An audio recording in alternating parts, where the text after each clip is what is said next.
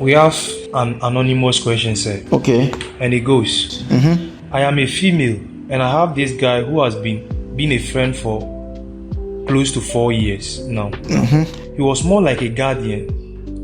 He was ahead of me in university. So he usually guides me with school stuff. Just the beginning of this year, he said he likes me and wants us to date. He talks too much. We can be on a call for more than an hour. And he always has something to say.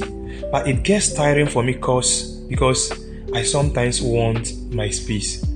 He's kind, smart, hardworking, but he's very God-fearing. Not that it's a bad thing. I'm a Christian myself. He comes from a very strong Christian home. Parents are church leaders. He criticizes a lot of things, and that's an issue for me. Like forest trade, hookup, birthing, etc. And all those things are his daily topic. He sees them to be wrong. Me, on the other hand, I don't really care about those betting stuff. It's not like I like them or I like what they are doing. It's not an issue for me. I feel it's going to be an issue should I decide to date him. I hope it's a valid reason. Okay. This is a very important question. Do you know why it's an important question? Because many Christian guys go through this situation a lot. And many young Christian ladies also go through this situation a lot. But before we understand what is happening here, I want to teach you guys on something very important that many people don't know in life. Human beings, we can be categorized into different types of categories. But there's one type of category that many people, we don't even recognize, or we don't just know that category. And that all the people of the world can be categorized into two types of categories. One, we have the producers, those who produce. And we have consumers, those who consume. So producers, what do they produce? They can produce anything, things, machines, gadgets, softwares. Just look around you. Anything that you see around you, somebody produced it. From the gadgets you are using and interacting with, to your home appliances, everything, you see, to your shoes, to your watch, to your clothes, somebody produced it, you see. Now, consumers, they consume. I'm not speaking in a derogatory way to anything or anybody. Not that consuming is bad, of course. Somebody has to produce.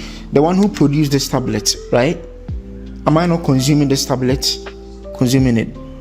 So today, or in this situation, I'm a consumer. But in some situations, I'm going to be a producer. Let's say, what work do you do?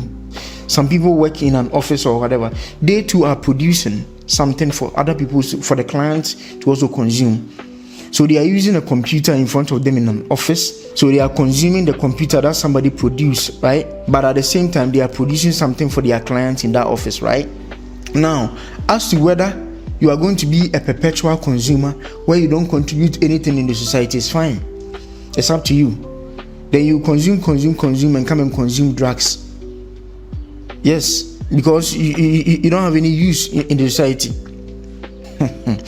So now, producers, some to produce ideas, thoughts, and information, right? In the past, like scientists, you see, they produce ideas from the discovery of Sir Robert Hooke, to the discovery of DNA, Francis Crick and James Watson and those people, to other inventions, like the airplane, the Wright brothers who, well, let's say, discovered airplanes. These were initial ideas. They produce ideas. Some produce information, etc. So producers are there. That is that we understand, right? But now, let's look at this side of producers. For somebody to produce something, don't you think that at least that thing that he's producing, whether an idea or a thing that he wants to produce, don't you think it started from that particular thing bothering that person, occupying his mind, being worried about it? Because note this, every invention comes from a problem, right?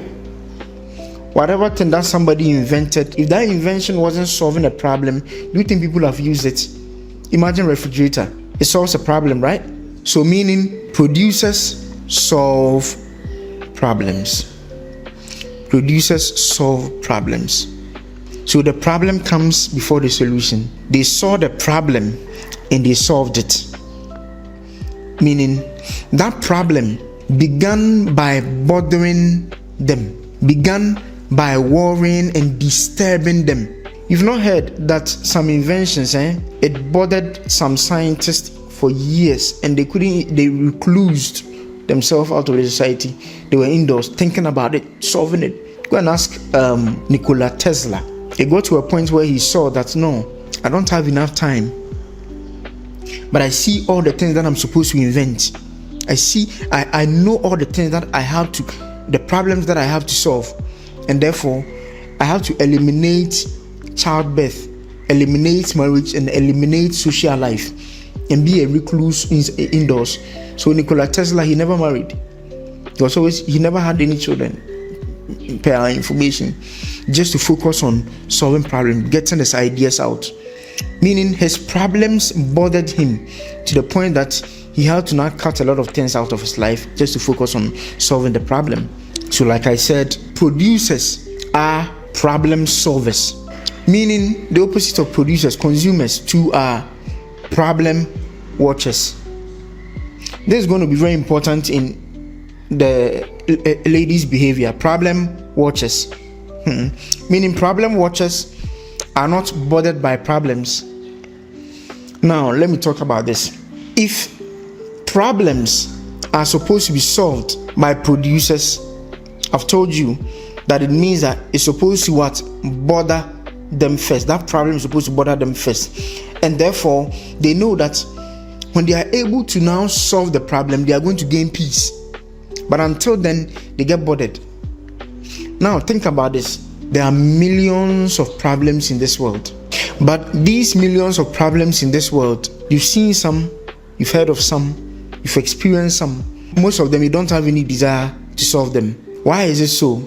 It is so because how God solves the problems of the world is by leading the problems towards certain people. So example, let's say global warming is a problem, right?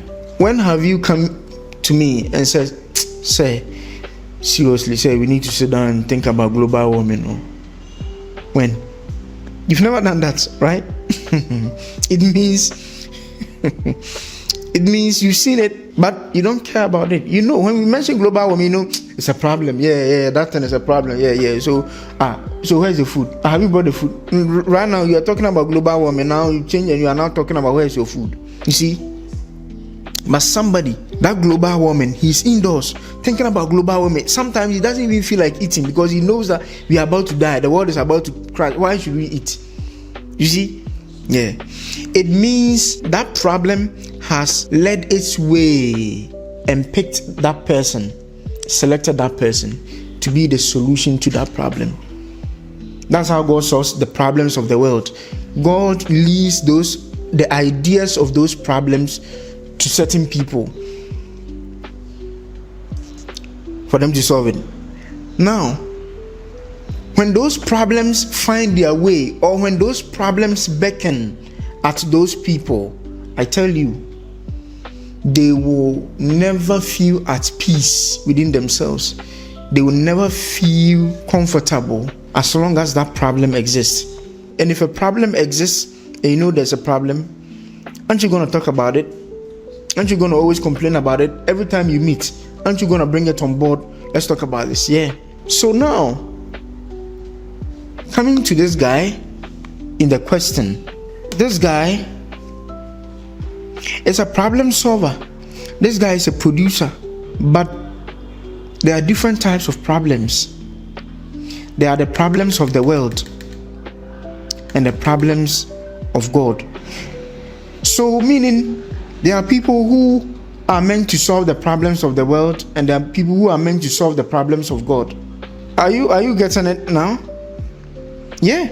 Solve the problems of God. What are the problems of God? The destruction of mankind. the spiritual growth of mankind.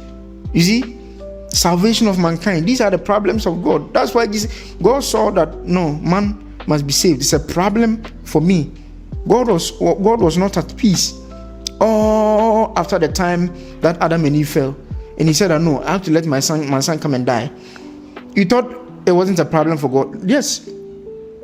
So God uses some people to solve the problems of him, his problems. So this guy is a problem solver for God. Why? Because he is kind, smart, hardworking. Check these qualities. Kind, meaning he's a good guy. Smart, meaning he's intelligent, and he's very God-fearing. And he comes from a very strong Christian home. And look at the problems that he's always complaining about. He said hookup and betting. You see, meaning this guy is concerned about the morality of the society.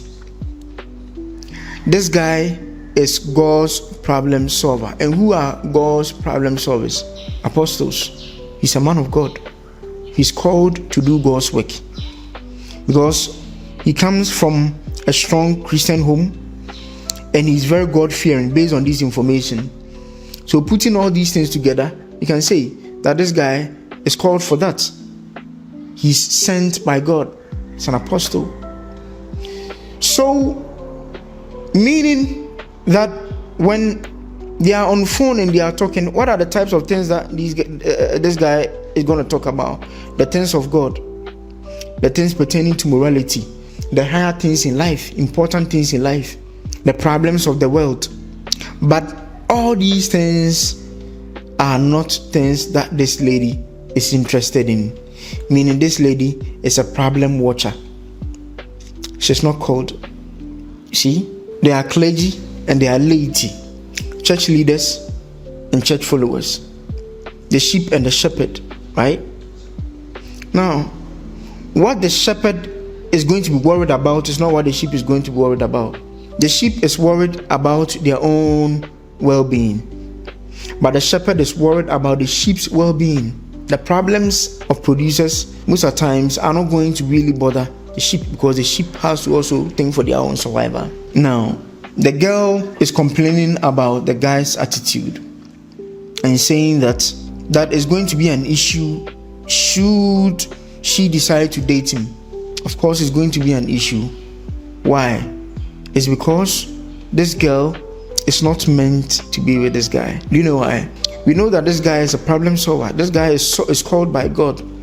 And your spouse is supposed to be your help mate, team member in the same struggle, in the same problem solving, in the same mission, in the same vision. So, if the problems that are bothering you, if the things that are bothering you for which you are called is not a concern of your woman, it means both of you are unequally yoked. You are not supposed to be part. Do you know why? Because this guy is at war. He's on a mission. He's going to fight. He's going to battle. And if you go to battle or you go to fight, let's say in a ring, your wife, your woman is supposed to be not just your cheerleader, but be the one in your corner. But if you are going to fight and your woman is not even concerned about the fight or not even in support of the fight, saying that you are not supposed to fight, this is not your fight, this is not your battle, why are you concerned about this fight, why are you concerned about this war? Stop, stay home, let's think about other problems. No, don't do this. It means when you go to fight and you get beaten, because it's not every battle that you are going to win. When you get beaten and you come back home, she's going to give you the 12 rounds of boxing match. She's going to give you the 13th round in your house.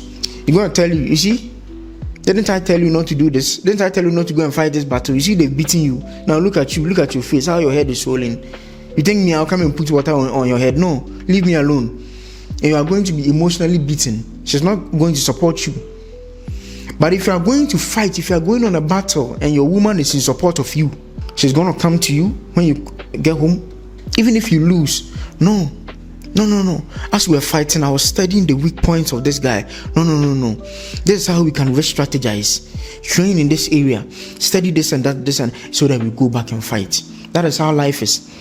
When God gives you a mission, let's say God gives you an apostolic mission or a pastoral mission, you think immediately that same year that you start, then you get members and now you are being successful and the church is growing. No, you're going to struggle a lot. That's the pattern of how things are.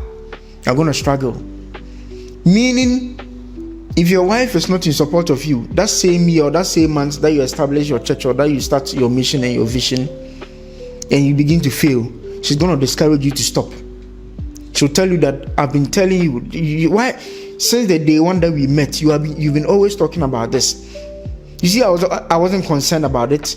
It means you shouldn't be thinking about these things in the first place. Now you failed. You're going to establish a church. Now you see, stop. I've been telling you to stop. You see? Yeah. So your woman, if she's not in support of you, she's going to be in your enemy's camp, and she's going to, just like Job.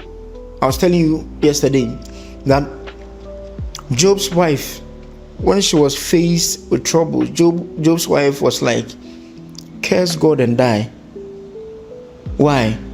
Let's think about the past. What she probably was telling Job. She was probably telling Job that this God that you are always mentioning, me, I don't see him. But you are too much obsessed with this guy. Every day your children come home, let them sleep. You say sacrifice. You sacrifice sheep for them. Maybe they have sinned. You see, it's in Job, right? You see, you've been wasting the sheep. We can eat them, but you're always sacrificing. I've been telling you, stop being obsessed with this God. Now look at you. The same God that you have been serving, thinking that he's going to save you in your time of trouble. Now look at you. Look at what he's doing to you. So Job's wife was even used by the devil while she was down to beat him down. Meaning she wasn't supposed to be she wasn't supposed to be a wife in the first place. You see that thing? So if your woman is not with you in your fight, she's always going to be against your fight. So in the first place, as a Christian guy, you're not supposed to pick this girl in the first place. Yeah, you're not supposed to pick this girl. I'm advising this guy to wait. The lady that is meant to stand side by side of him in this battle of life, in this calling, is going to come, and he is going to see the difference in the type of support. Now the girl is saying that we can be on phone and talk, I can even get tired. Sometimes I want my space. Don't you know that you only would wish for your private personal space with people that you don't want, people that you don't love, people that you're avoiding? When you get a person that you really love, you are going to wish they join you in your private space. Your private space will never be complete without them. Now, anybody at all can be with this lady and be okay, probably. Why? Because this lady, instead of talking about problems of the world, and you talk on phone with this lady romantically, you talk about love, you talk sweet things on phone, do you think she would have said, I want my private space? No, because she enjoys those conversations. So any other guy at all who comes into her life to talk these types of sweet talks with her, not talk about the problems of the world and etc., she's going to enjoy the company of that guy. But this is what I can assure you. If this lady doesn't really put her godliness and her godly concern up high, she's going to make wrong choices in life, because she's basing on sweet talks, comfortable conversations that are interesting to listen to grade her interest in men and the type of men that she wants to pursue. Those guys will come your way as a woman. Those guys who talk sweet, they are going to come your way, definitely. Well, I can't project a future, but based on observation and what we know, I can tell you that oftentimes these type of girls who reject these type of boys, they end up in the future regretting, because they compare the guys that they are going to get in the future to that original guy who was very moralistic, very godly, always sending quotations, Bible quotes, always talking about important stuff. They're going to compare and be like, I wish this guy was in my life. He wouldn't have treated me this way. I wish this guy was in my life. He wouldn't have allowed me to mess my life up like this. And she's going to miss that old guy. So my advice to this guy is that you should wait. You should pray. The right woman appointed for his mission is going to come. And every little thing that he's concerned about when he brings that conversation, that wife is going to also be concerned about it, and she's going to be supportive of that goal and that mission. She wait and pray, and he should identify himself. He should know who he is. He is a problem solver for God. God's problem solver, God's missionary, God's visionary that he's going to send into the field to do his work. And it starts by him being concerned about the problems of the world, about the problems of the society, about the problems of morality. Should be concerned about it, and it's good thing. But this lady, I'm advising her, problem solvers are only a handful in this world. Consumers are the majority. So if you get lucky and you get problem solvers in your life, you should detect them that this is the kind of people that I'm supposed to first of all keep. If she doesn't become fast to mature in the things that she wants to hear, mature in the things, in the types of conversations that she wishes to engage in, and she just stay at the level of base, let's talk about songs, let's talk about movies, she's going to weed out a lot of quality men out of her life. Now, this guy might not be romantic now, but this is why I exist. People like me, people like counselors, quote unquote, love doctors. So if you are a producer and let's say you are too concerned about the problems of the world, about the problems of God, and therefore it's making your relationships unhealthy. This is where some people like us, we come into the picture, then we recalibrate you, rebalance you, teach you a little bit about how to become romantic to a woman at the same time working for God. Pastors are supposed to be romantic. Pastors are supposed to be lovely. Pastors are supposed to be lover boys to their wives. So these are the qualities that your woman is supposed to enjoy from you. And the other qualities that the world is supposed to enjoy, Christendom, the kingdom of God is supposed to enjoy from you too. You give it to them. But your woman, you're supposed to also soothe her in the areas where she wants to be enjoyed from. You see? This is where we come in. And so this guy now, if he's too concerned about it, we all were like that. I was like that. I remember myself. Every day, a woman come into our life. Every conversation we are talking about problems of the world. You see, and we drove so many women from our lives. They didn't want to be with us because we were too. Some would say. I remember somebody say, "Why do you make too many actions with gestures with your hand?" You held my hand. Put your hand down. Now I'm using these gestures to teach. It's part of me. It's part of how God created me to be effective in teaching. Meaning she wasn't supposed to be part of my life.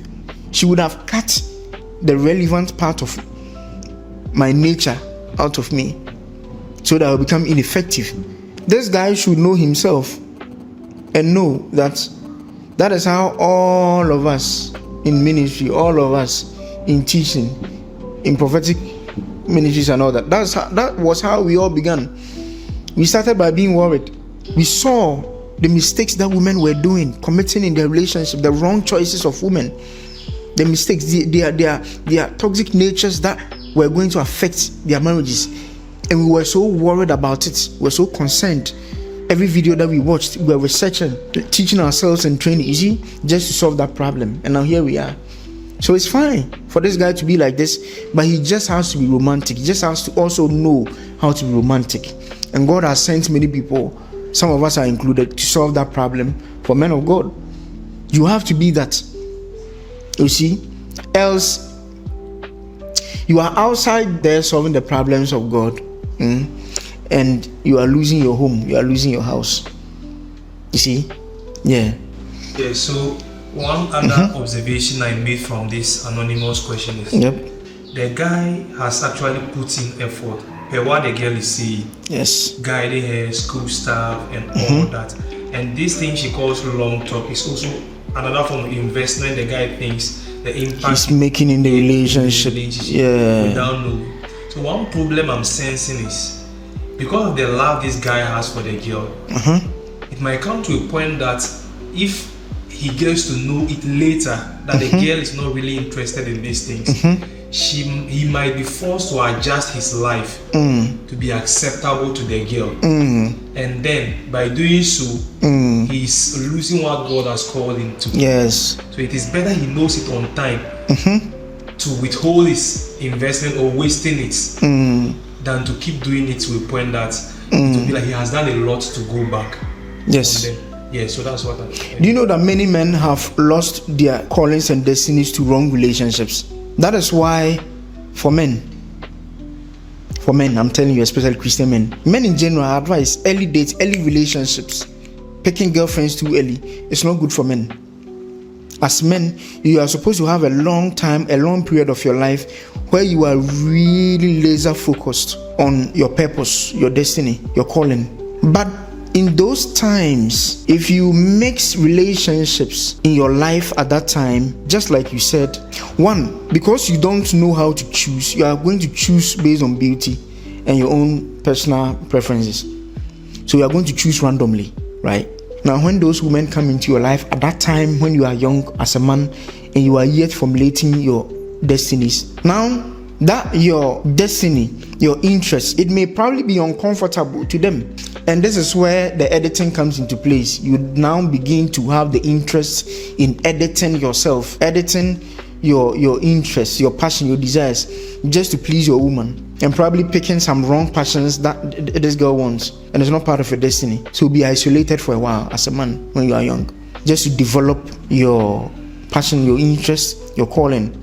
And I tell you, once you develop that passion, once you develop that interest, that purpose, at the right time, you are going to attract the people that see you in that stage of your life, and that your interest, that your passion is going to also attract them based on also their interests. So you are going to have a locked-in interest where all of you have the same passion and desires, you see. And that time is often the times when, as men, we begin to exercise or perform our calling. You see, if you're an actor, probably you started picking small roles, and so you are going to find your woman either in that same career or around that same career, and she's comfortable with that.